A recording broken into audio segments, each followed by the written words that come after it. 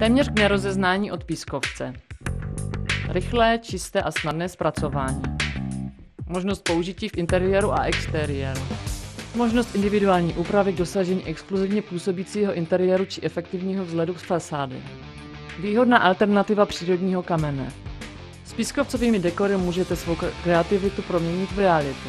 Vybírejte z celé řady dekorů, jež vyhovují každému vlastnímu vkusu. Zpracování je neuvěřitelně snadné.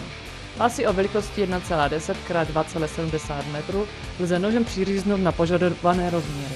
Dodávané lepidlo se nanese na podklad a pás se přilepí jako tapeta. Pískovcové dekory se dají aplikovat na omítku, dřevo, sádrokarton, sklo, kov, mnoho typů plastu. Podklad musí být suchý a zbavený prachu a rozpouštědel.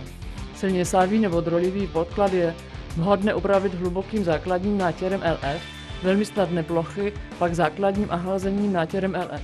Pásy se lepí na sraz. Následně se provádí zapečetění výrobkem Xton, jež je součástí dodávky.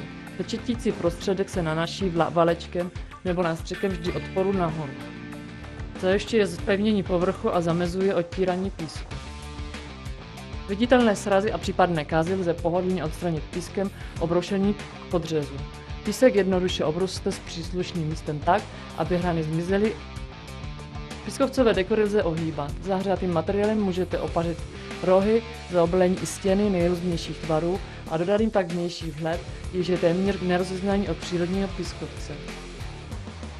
Díky dobré průsvitnosti můžete materiál také použít ke zhotovení působivých podsvícených prvků.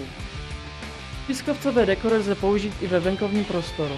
Při napodobování obkládaček nebo kamenných kvadrů se používá venkovní lepidlo. Prostor z pár se jednoduše do hládka roztírá štěpcem. Trvalé odolnosti proti povětrnostním vlivům dosáhnete použitím dodávacího pečetícího prostředků pro venkovní použití. Pískovcové dekory dodáváme v balení o velikosti 3,6 nebo 9 kvadratových metrů, včetně lepidla do pečetícího prostředku pro vnitřní a venkovní použití. Zeptejte se svého poradce.